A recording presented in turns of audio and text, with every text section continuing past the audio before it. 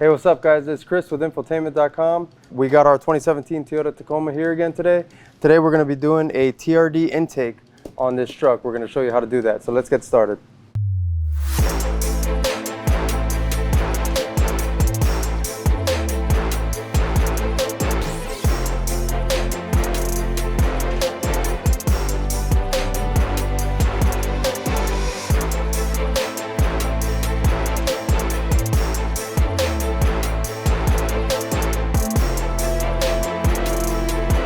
Alright, so before we get started, a few of the tools you're going to want to grab are a little flathead. Comes in handy for whatever connectors we may need to pop off. You're going to need a Phillips bit, 8mm, 10mm, and 12mm socket. And if you're not using an impact, a wrench or something to turn these. But yeah, that's basically all you're going to need for the job. Alright, so where you're going to want to start is right on top of your intake here. You got this little wire that's going to your air sensor. You're going to want to unplug that, depressing that, pulling it straight up, and you're going to want to pop this little connector open so you can remove that wire.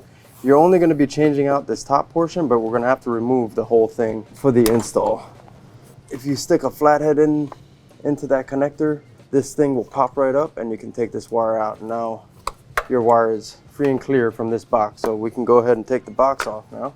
It's going to be a 10mm bolt on that clamp. You don't need to take it all the way off, you just need to loosen it.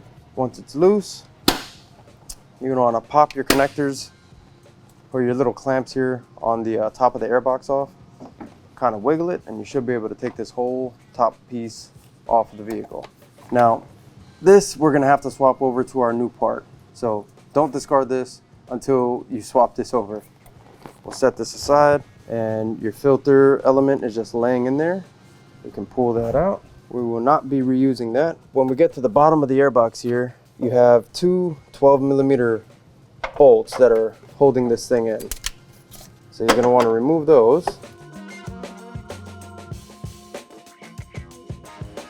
Three 12 mils total. There's one way on the outside here.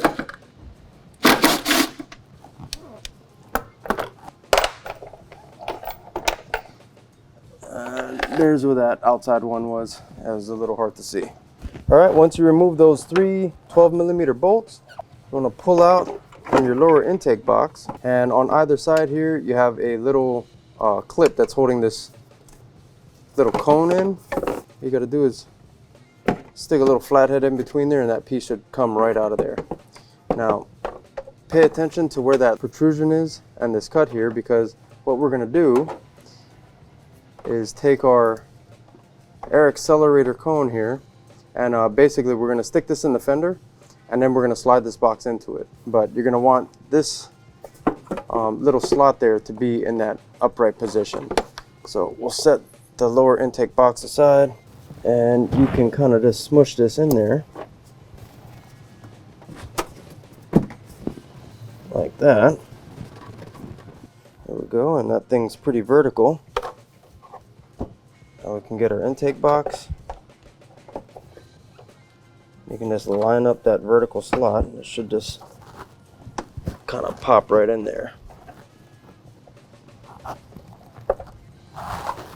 Alright, and once that's in, you can make sure your bolt holes are lined up and we can go ahead and reassemble the lower box into the vehicle.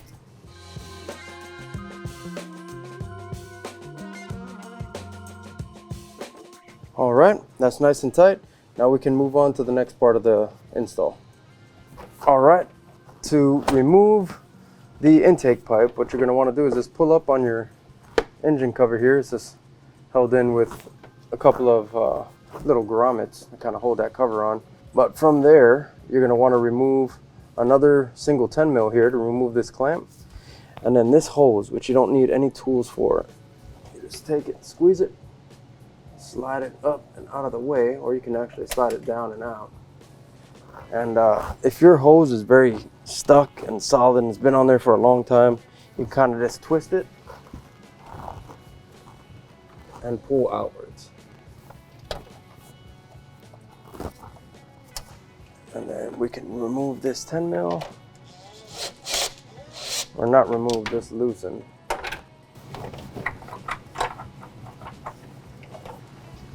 now we are left with another connector that's holding your wires on. What you want to do is grab a flathead.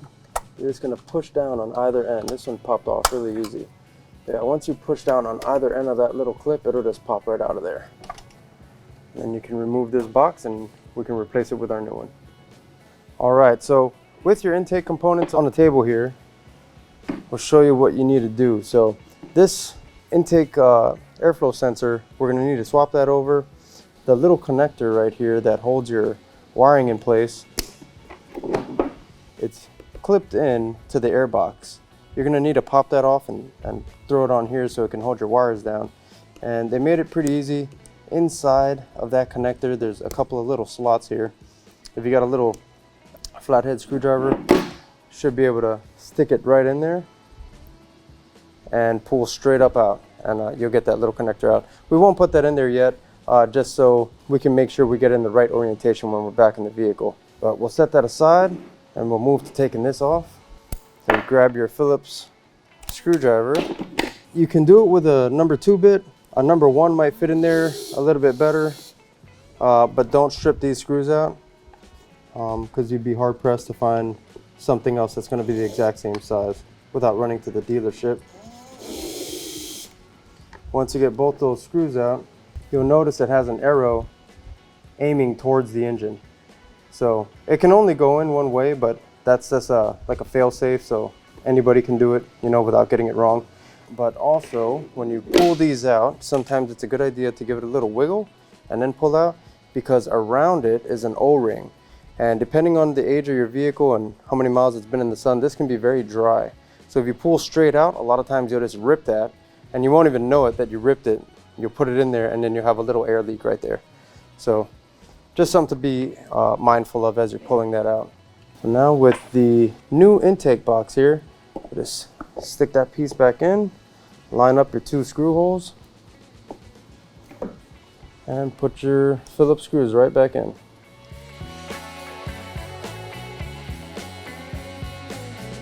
And don't over tighten it, it's just plastic.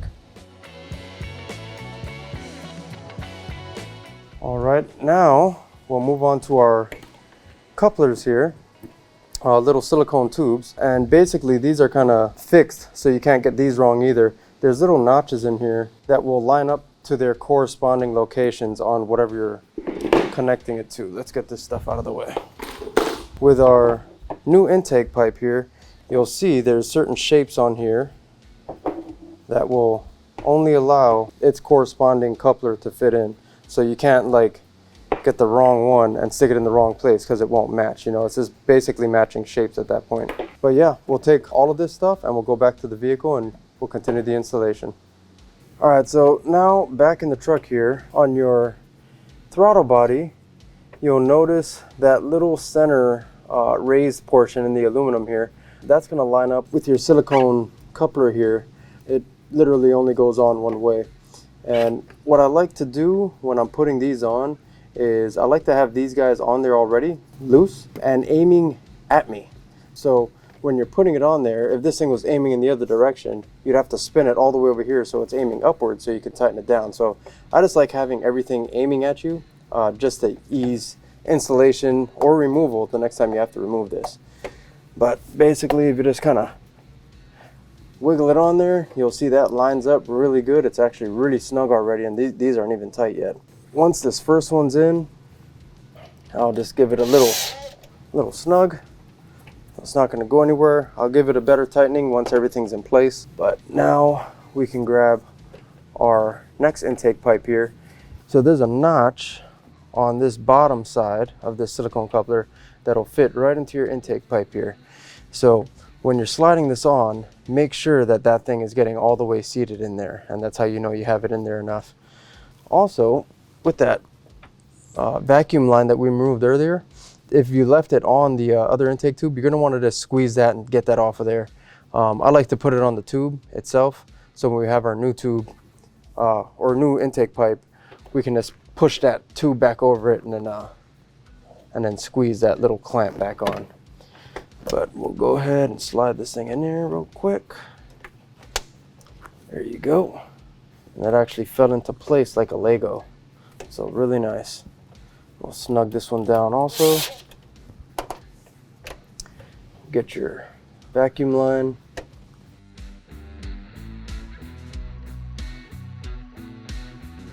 All right, and now we can move on to the intake box. All right, so for this side, same deal. You got a couple of notches. Make sure the shapes match, you know, the corresponding shapes on either side. This one's gonna be a little harder to see, and basically what you can do is get it on there and you can just kind of feel if those are in the notches or not.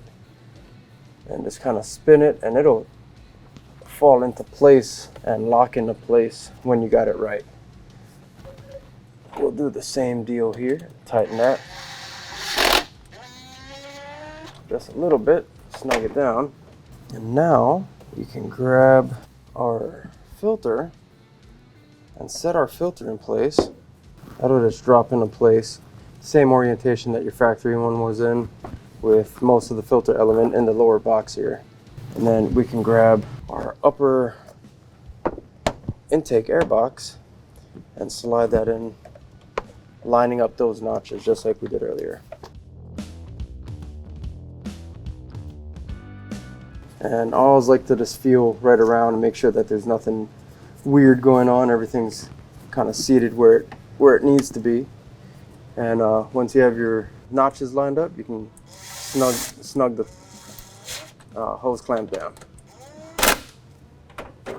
All right, so once your tube is nice and snug, you can slide the upper intake box over the lower one. And at this point, we'll have to take our little clips off of our old intake box and put it on here so we can secure this to our lower box. Let's go do that now.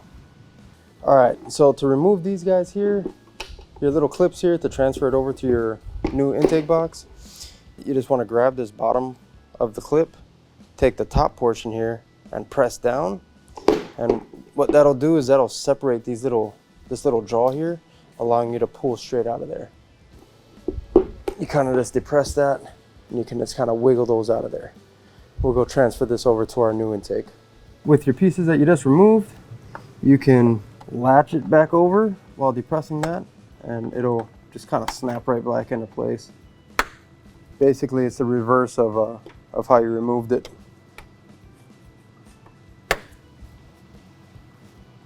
All right, and now we can get to the wiring.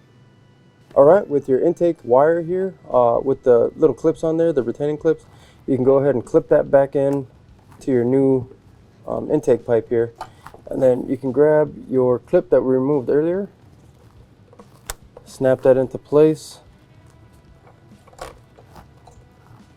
on the intake box. And what I like to do is plug that in and then kind of take the tension out of there a little bit so you don't have this huge wire hanging out, and then you can clip that in. That's pretty much it for here. Now we can go back and make sure all of these clamps are nice and tight, and we'll put our cover back on and we'll start the truck up. All right, there you have it. We got our intake installed. We snugged up everything else that we tightened up earlier just to make sure that we're nice and secure, and we just put our little cover back on to cover it all up. The last thing here would be this TRD filter sticker. A lot of times people like to stick it right here, and this is if you get your vehicle worked on at those oil change places. They like to throw away your nice brand new filters and give you a Fran filter or some kind of generic filter and then charge you all kind of money. This just states that you can clean this filter. You don't have to throw it away. Because this is our vehicle here, we're not going to stick this on there, but if you do take your vehicle to those oil change places, I would tell them and put the sticker. So have the sticker on there and tell them, don't throw my filter away. All right, make sure to check us out at infotainment.com for installs like this and more.